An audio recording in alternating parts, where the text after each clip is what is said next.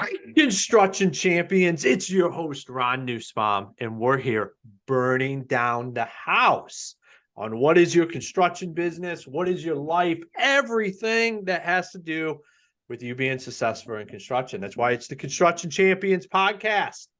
Well, we're here to have open door conversations when the industry wants to close the door on them.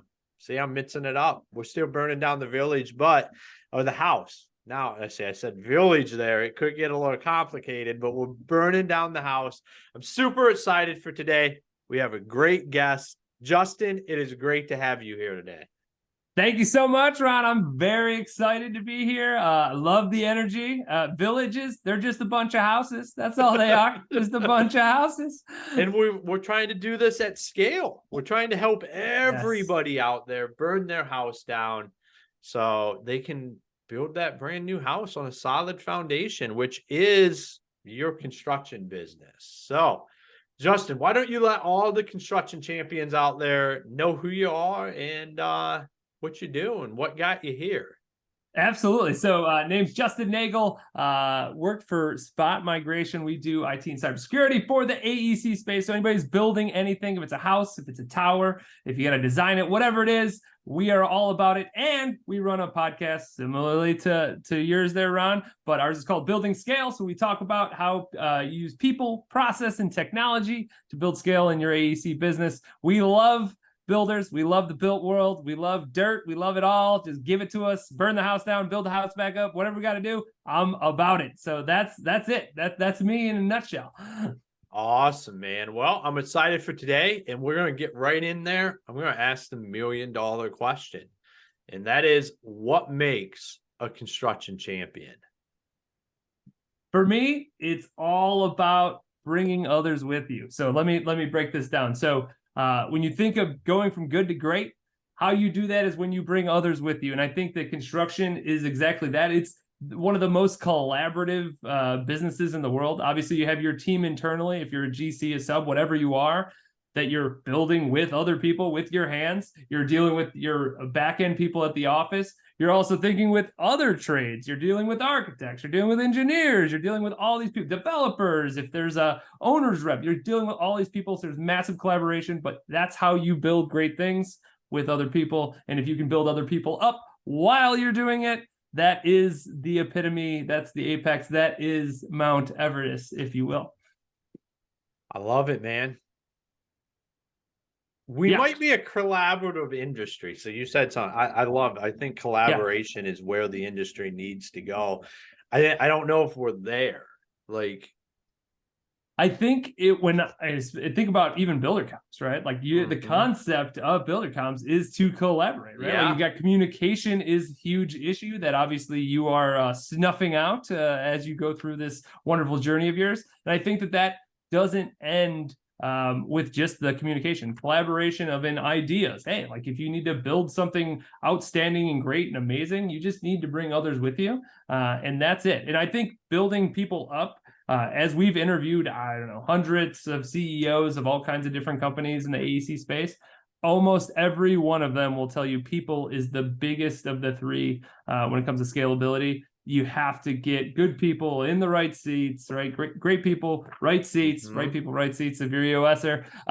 And then you also need to nurture those people and really bring those up through the ranks, because that's where you actually get big leaders that come through. And I think that when a leader teaches somebody to be a leader, that's the beauty of scalability. And that also is the heart of construction. You see it all the time where it's like, hey, you got a tradesman that's working in a place and says, I want to do this by myself. I want to go out on my own. I want to build it up. And people that build people up love to see that. I know that sometimes it's like, it could be competition, but it's like, no. If you can build somebody up, it's the best feeling in the world. We hear it all the time. So that's it. It's all about collaboration. Well, there's definitely building people up. So I guess I was kind of looking at it a little bit different. I was not thinking just within a company, but as the industry as a whole. I think we're very collaborative, but then we're very secretive, because we're one of the only industries where somebody will allow all these other people, that like subcontractors, to come on their job site and do all of this work and stuff. and we're very collaborative in that way. But when it comes to guys that are running these businesses, like there's a secretness to it in a community wise, where guys don't want to talk about why they're successful. I say there's no real secrets to this.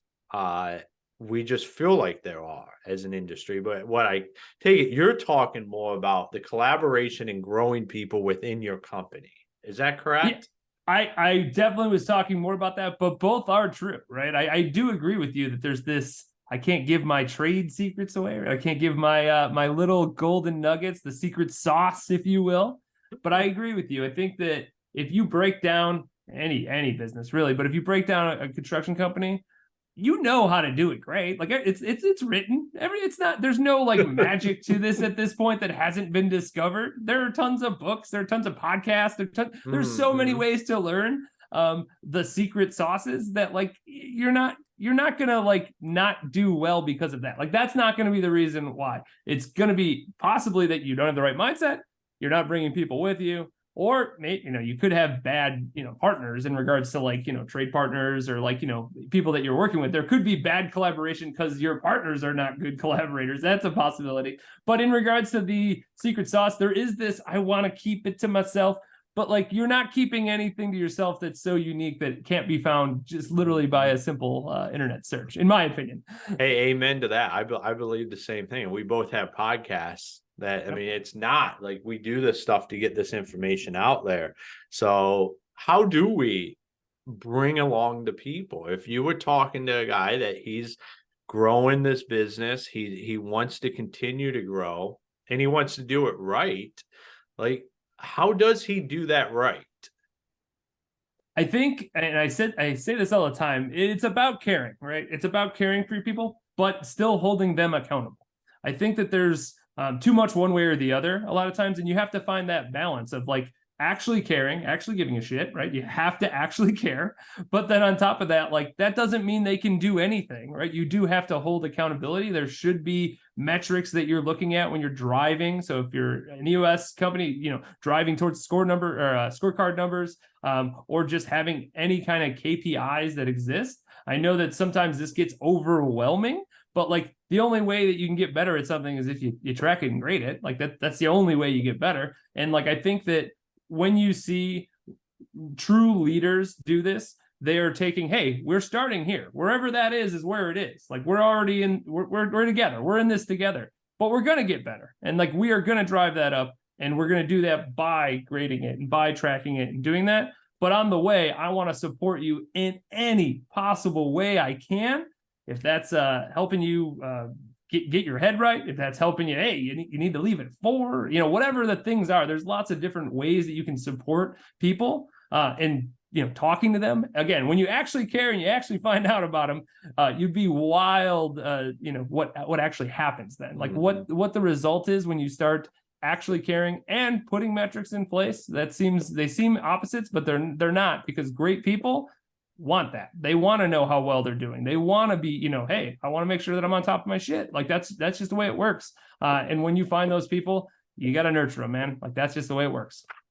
Well, yeah, people want to know. I think what we do across the board not well in life is like set the standards of what is the accountability factor. Like people want to know what the expectations are, and they want to know what that realm is. What is good? What is great? What does that stuff look like so they can produce? But all too often we don't set that stuff up. You referenced EOS a couple of times. So for all of our listeners, that's traction. We talked about it on here before, but if you're a new listener, that is where EOS comes from, is the book Traction, and I highly recommend it. And but yeah, to get back into that, is we're not good at just setting the bar. I think that is correct, but I think not predicting well is just part of the process. Like you only get better at predicting and setting bars when you start setting bars, right? Like if you're just blindly going at it, inherently you're not going to be as good. But in a year from now, when you have all this data that you've now been tracking, you'll be a lot better at setting a bar that's just reasonable, right? Like, hey, if we're talking about like building houses, oh, we want to build 1,000 houses this year, right? Like and you're like, okay, well, how many did we build last year? 48. That's a big jump. So like, if we're going to go from 48 to 1,000, what are we going to do to get there in this next year? What are the processes we need to put in place? Who are the people we need to hire? Like, what are the roles that we don't even have today that we need to actually start thinking about? There's so much to it. But once you start saying, well, actually 48, maybe we should shoot for, I don't know, let's go with 80. Let's start that. Let's go up 30. That's pretty good. Almost double up. That's not so bad. Can't be mad at that, right? But I think that's what it is. When predicting, we get better as we keep predicting and we keep trying and we keep tracking. That's how we get to a place where it's not just a shot in the dark and we're actually using data that goes to and say, this is the expectation. And hey, when you beat out a goal, that feels great. Like that's one thing I'd say is like, oh man, you get to that 90th house that year when you projected 80. Wow, you feel amazing. Yeah, and when you talk data, like that's, as in my experience of scaling businesses, is like it's the data, like that's the stuff that starts to become predictable.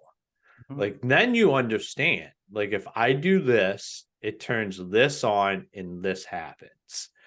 And the better understanding you have of that, the better understanding your business is going to be able to run. So like you said, going from 48 to 80 houses, you know what it took to do 48. You're almost talking about doubling that. There is going to be some roars that come out of that. But once you understand, say, to build 100 houses, I need this many leads. I need this to happen.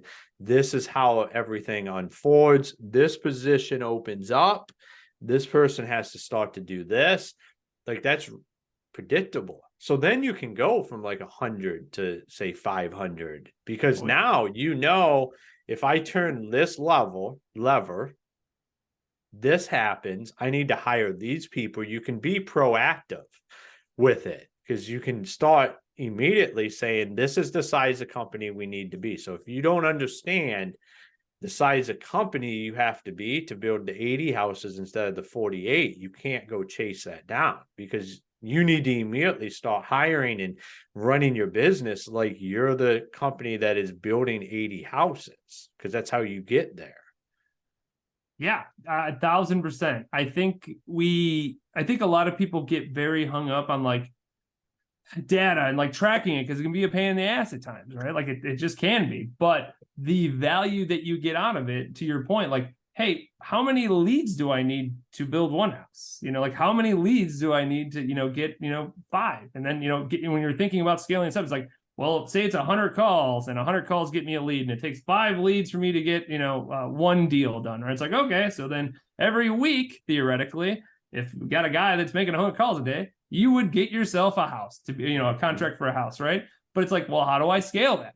Well, obviously, if you have the good training and process and you can replicate that person, get another caller, right? Like that would be an example, very easy, followable example to that. But you have to know that to then actually make the business decisions to really get yourself to grow and scale. Like it's always going to be metric driven. There are very few people that can just go with their gut and say, it seems about right, because you just hit a ceiling. Like it's just what it is. You can go X amount of far if you just have, just gung-ho, like you ain't never seen. But like there is a limitation even to the most gung-ho person ever. I don't think I've ever used the term gung-ho, by the way, but there we go. Now I've done it 3 times.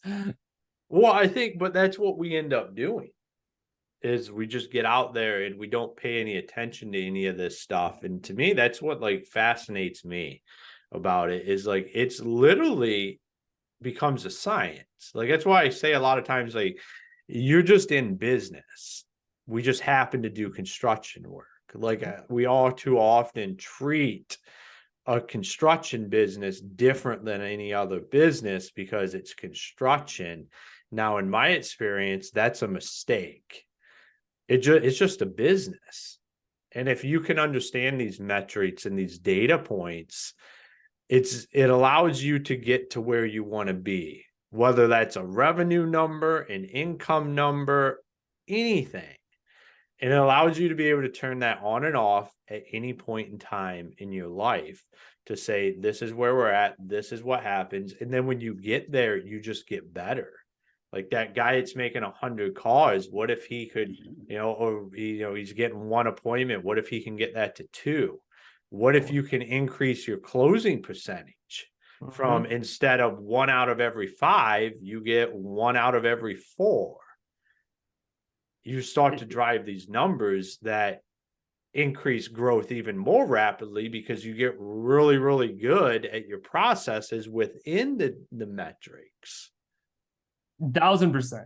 I think that, again, you got to track it, right? You got to track it. That's the only way you get to start like tinkering, right? Like, because, hey, if you knew that, like, I got, caller every day that, go through that whole thing. But now you say, okay, yeah, how do I get them to do two appointments every 100 calls? Or how do I get, at 150, right? Like, how do I get that better? How do I get the close rate better? How do I execute on the deliverable side? Like, all of these things start saying, like, you can always improve, but you can't improve what you don't measure, which I think is that very, I'm completely blanking on who said this. Peter Drucker, maybe? Hey, actually, I don't think that's the right person. I think that's completely the wrong person. I apologize. But nonetheless, it is all about like measurement. You only get better what you measure. It's the only way. Yeah, and I measure everything just because I just want to be able to track it so I know, because as you grow, like you said, it's the only way to be able to hold people accountable. And in the early days, you're going to be doing everything. And when you're doing everything, you will be really good at it, but you're going to find people that are better than you at it. But you better have an understanding of what those numbers look like so no one can ever bullshit you on what the actual outcome is. Yeah, just throwing it up and saying like, well, you're better at it, so I'm not going to focus on it is never a good way to do anything. Like that's a bad way to do anything in life. And certainly in business, right? You have to have a good understanding as a leader. Even if you're just leading half, say you're leading the sales department, right? Like you still have to understand delivery enough. Like you can't just like, rely on the fact that like you're really good at sales and like you're just going to keep this rolling, because knowing the whole business knowing like the business holistically gives you an edge over people that don't, right? It's all about finding those little edges. And I think that when you'd mentioned like running a construction company like a business, like that's exactly what you need to do, because there's so many that aren't running that way. So like, yeah, you need a marketing budget. Yeah, you need a tech budget, cybersecurity budget. You need an HR budget. You need to have these things in place just like any other business would have, and don't just ride it by the seat of your pants until something breaks or everything fails, right? Like you have to think of it like a business. Why do you think that is? Is that in the construction industry that it's like we don't think the typical business rules apply? I guess would be the best way for me to phrase that question. I think that when you get somebody that's really skilled in a thing, so say if you're a tradesman and you're really good at let's say electrical, right? Like you're just really good at it. It's hard to be really good at that at the same level on the business side, because like you've not put in 20, 30 years in the business side, right? Like it's inherent that like you're extraordinarily good at this trade and this craft because you've put work into it.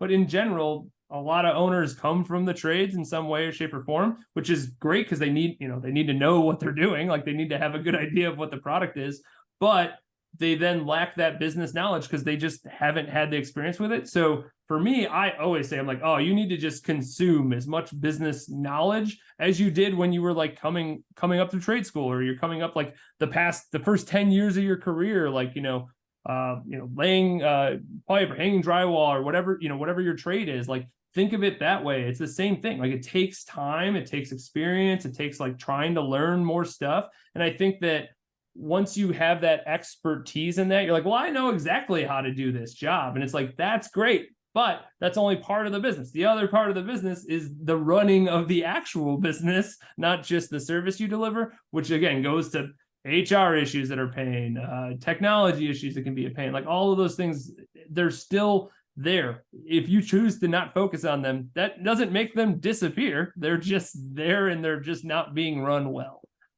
Well, we're like part-time business owners. Like Yeah. we do all of that stuff in the offshoot times and not as part of like just the job. Like the paperwork, the invoicing, all of that stuff we do in the off hours because we're out doing our job. And that's why I say, like, just treat it like a business. Like if it was anything else, how would that work? I mean, I just have guys ask yourself that question. Like if you were a doctor instead of a contractor, what would that look like? I think totally on point there. I think that when we don't let the business be the focus, because like, especially in the early days where you're starting out, maybe it's just you and one other person. It's like, yeah, you're going to have to do some of the labor stuff. Like that's inherent. The goal should be to get yourself out of that as soon as humanly possible, because that is where you can actually scale the business. Because if you're still going to houses, like, because there's plumbing issues, or you're like still building houses, for you to do that and then at night, like hopefully run accounting and hopefully, fix the computer and hopefully, get a marketing campaign ready or whatever you're doing, like that's just a bad reality. One, it sucks. Like you went in your own business because you wanted freedom. Like you've now become more of a slave to the business than you were when you were just an employee. Like, at this point, it's like, what are you doing? And like, you can say, well, I have a good lifestyle and all those things, but it is about scale. Like you should want to not be in the labor side, even though if you love it, you need to want to love business the same way you've loved the labor. Yeah. And I mean, if you want to be out there, there's a time and place for that. So I use the doctor analogy because a doctor, they make their money in surgery.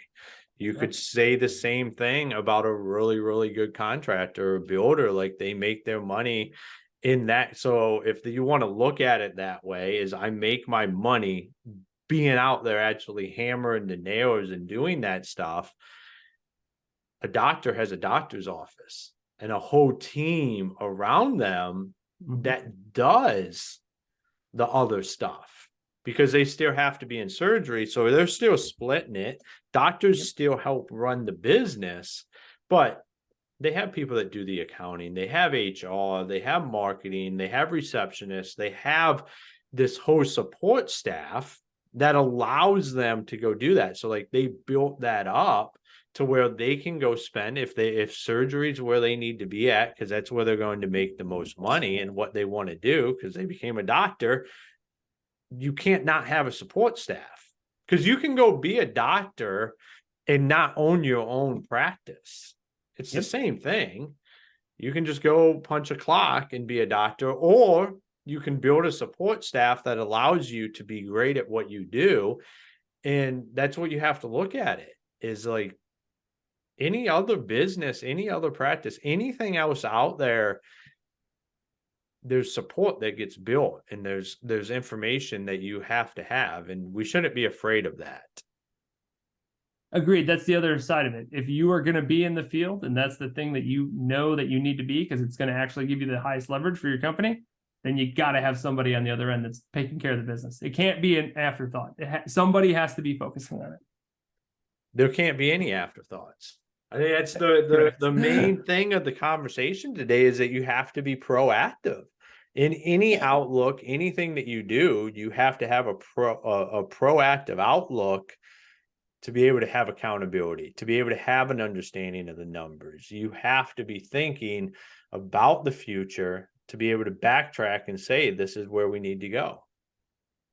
Absolutely. So Ron, I love your mindset just in general of the many conversations we've had at this point. So I do think being proactive, it just goes into it, right? It's mindset. It is either you're going or you're not, and you got to just pick a lane. Absolutely, man. So, hey, it has been fantastic. We're wrapping it up here today. And why don't you tell all the construction champions out there where they can find you, where they can connect with you, where they can watch your content, all of that kind of stuff.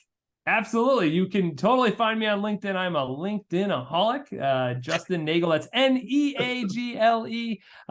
It's spelled like beagle, but pronounced like bagel. So that's an easy way to remember that. So you can find me there, spotmigration.com, buildingscale.net. Our content's kind of everywhere, any of the social platforms that you can think of. And yeah, that's me. Please connect with me. I love talking about construction. And any business just in general. I love business. I'm a business junkie. So please reach out.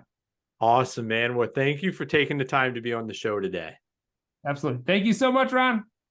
All right, construction champions. That's another episode in the bag where we learned a lot about being proactive and understanding your numbers.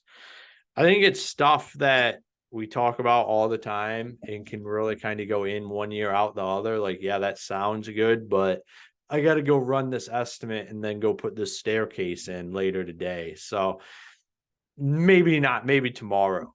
Like, just take some time, look in the mirror, like I say a lot, and figure out, what does this look like? Like, you have a reason why you started this business. Let's get down to that. And then let's go figure it out. Track everything.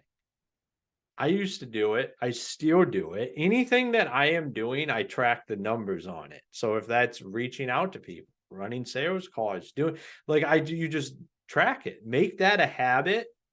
Even if you have no real end outcome, just like start today. So then when you decide you want to start putting some information to your other, you're like, oh, I've been tracking this for months now. Now you have some of that data. You can go back, you can look at it, and then you can start making some educated decisions and start to actually forecast where the business is going. And most of the time, what you find is your roadblocks. Because that's what I'm always looking for, is like, where's the jam up along in this process?